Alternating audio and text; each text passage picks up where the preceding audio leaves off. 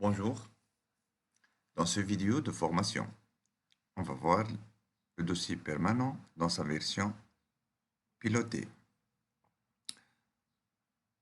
En fait, le dossier permanent, c'est un outil qui va nous permettre de classer adéquatement notre source de données et notre source documentaire. En fait, l'auditeur censé d'avoir un dossier permanent bien classé, bien rangé, lui permet de trouver facilement les documents, de les conserver, d'avoir une sécurité de protection de ces documents. Donc, le dossier permanent, elle va nous aider de créer un plan de classement adéquat, un plan de classement qui permettra de faciliter la recherche de n'importe quel document. Grâce à ces options, grâce à ces outils, on va voir qu'il va nous aider énormément dans le côté classement et rangement des documents. Donc, le formulaire dossier permanent, on va voir ici les chapitres principaux qui couvrent généralement tous les thèmes de la société. Par la suite, on trouve les annotations. Ça, c'est une annotation ou bien une indexation des documents qu'on peut les attribuer aux documents physiquement. C'est-à-dire, si nous voulons classer les documents physiquement, ici c'est un compteur qui fait une incrémentation afin de classer les documents physiquement de façon de voir ou d'obtenir un classement similaire à celui fait électroniquement. Ensuite, on trouve une information sur les mises à jour apportées sur le dossier. Comme nous savons tous que le dossier permanent, c'est un dossier censé accompagner, toutes les missions d'audit. D'une année ou d'une autre, on va translater ou bien on va importer l'ancienne version de dossier permanent et on va l'ajouter une mise à jour. Cette opération, elle est marquée par la mention de l'exercice qu'on a fait, sur lequel on a fait une mise à jour. Par la suite, pour chaque chapitre, lui est attribué une ramification ou bien un développement par section afin de donner le plan de classement adéquat pour chaque chapitre. Donc, si je vais prendre pour ce vidéo l'environnement juridique, la section PV, Assemblée générale ordinaire ou extraordinaire. Qu'est-ce qu'on peut lire dans le formulaire? Donc, on a ici, c'est une fiche de suivi de la section où on va mettre un bref résumé des documents qu'on a annexés dans la côté droite.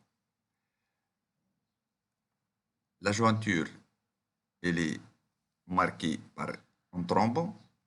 Une fois on avait la jointure, le document va apparaître dans le champ intitulé nom du document avec un marqueur, la date de jointure.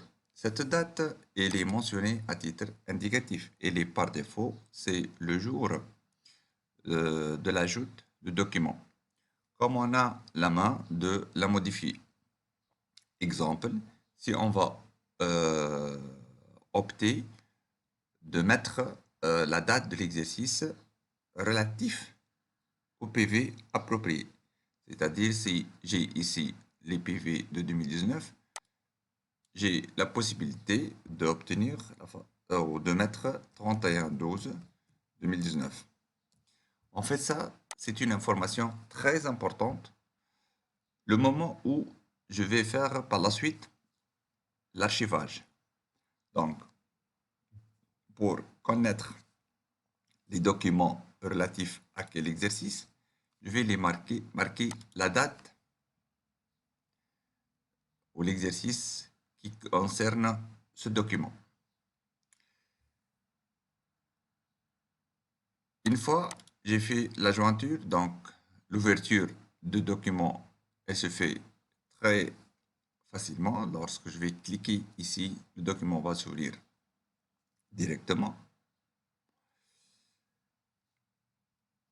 J'ai la possibilité d'annexer par section 9 documents et nous lisons en bas la partie réservée pour l'archivage. L'archivage se fait de la manière suivante. Donc ici, les onglets, on a la main de donner, attribuer l'exercice d'archivage. Donc, dans cet exemple, dans ce vidéo, on a arrivé de 2018 jusqu'à 2015. Donc, si je veux maintenant créer 2014, donc tout simplement, je vais taper dans le champ approprié l'exercice. Et de cette manière, l'intitulé va prendre ce que j'ai tapé. Donc, l'archivage, comment je vais faire l'archivage? Je vais annuler ce que j'ai fait. Donc, ici, je vais supprimer le lien. Et je vais ajouter l'archivage. Lorsque je clique sur le champ, directement, je vais supprimer ça. Donc, il va directement ouvrir l'emplacement ou l'arborescence existante, c'est-à-dire le dossier où les fichiers, annexés sont stockés. Donc, tout simplement, si je vais archiver ces deux documents, je vais les compresser, donc, et je vais les attribuer, par exemple, l'intitulé PPO. L'intitulé des documents a une importance majeure. Pourquoi? Car lorsque je vais utiliser l'option rechercher, si je recherche un document, tout simplement, je vais taper dans la zone de recherche par mot-clé. Donc, s'il y a un document qui va contenir une partie du mot-clé, elle va pouvoir le système le détecter. Donc, c'est pourquoi on doit soigner l'intitulé des documents. Donc ici, je vais donner, donc c'est PVO, les procès verbal ordinaire. Je peux ajouter 2018. OK. Donc, une fois créé, je vais maintenant l'annexer. Si lui, par défaut, il va aller au dossier approprié. Je vais sélectionner ça et voilà. D'accord? Bon, ça, c'est l'utilisation. Ou bien c'est l'input qu'on a fait. L'output, qu'on peut le trouver dans la partie dossier permanent. Donc, on a parlé de l'option recherche. Donc ici, c'est un moteur de recherche qui va rechercher par mot-clé. C'est-à-dire, au fil des années, je peux par exemple chercher, y a-t-il une augmentation de capital, un document relatif à une vente, opération de vente, bien n'importe quel document. Donc, j'ai oublié exactement comment je l'ai classé. Donc, je vais taper par mot-clé ici le mot, par exemple, augmentation, n'importe quel mot contenant théoriquement le document. Je vais taper ici et je vais lancer rechercher et va directement me renseigner sur son emplacement. Par la suite, chaque fiche que je l'ai remplie, j'ai la possibilité de l'imprimer. Donc, je vais voir ici la fiche résumée ainsi que les documents que je l'ai annexés. Par la suite, état du suivi des mises à jour.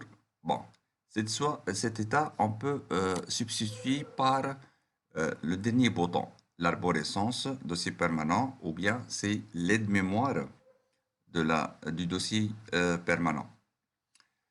Ça veut dire quoi cette aide-mémoire? Donc, ici, avec cette option, je vais consulter ou je vais obtenir une vue d'ensemble sur tous les documents que je l'ai classés, toute cette base documentaire que je l'ai, sous forme d'arborescence, une forme très intuitive, une forme très simplifiée pour suivre l'évolution de mon dossier, pour suivre la bonne alimentation de mon dossier. Donc, j'ai la possibilité soit de lancer tout le dossier permanent, ou bien de choisir par domaine, ou bien par section. Donc, si je vais prendre par exemple, je veux consulter tous les documents annexés dans l'environnement juridique. Donc, maintenant, elle va travailler, le logiciel, pour me donner toute l'arborescence de cette section.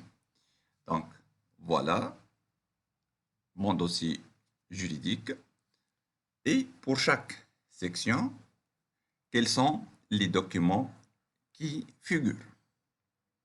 De cette manière, je peux facilement suivre l'évolution de mon dossier, de voir les documents manquants, de voir est-ce que la mise à jour a été effectuée ou pas. Donc, c'est le document et la date de sa mise à jour. Comme je peux lancer le domaine juridique, je vais lancer tout le dossier permanent. Vous allez voir que je vais obtenir un état très intéressant sur le contenu global de mon dossier permanent. Et de cette manière, on va réussir de faire un bon classement du gisement documentaire qu'on a et le tas de documents qu'on peut obtenir. Donc voilà, ça c'est le chapitre, le domaine, l'analyse permanente, l'environnement comptable, l'environnement économique, fiscal, juridique, social, ainsi de suite. Voilà. Voilà, donc ça c'est le dossier permanent de Synergie Plus dans son édition pilotée. Donc, on a essayé de l'alimenter par plus d'options, plus d'outils pragmatiques qui permet de réussir notre mission d'audit et de résoudre les difficultés qu'on peut rencontrer dans notre mission. Je vous remercie. À la prochaine. Au revoir.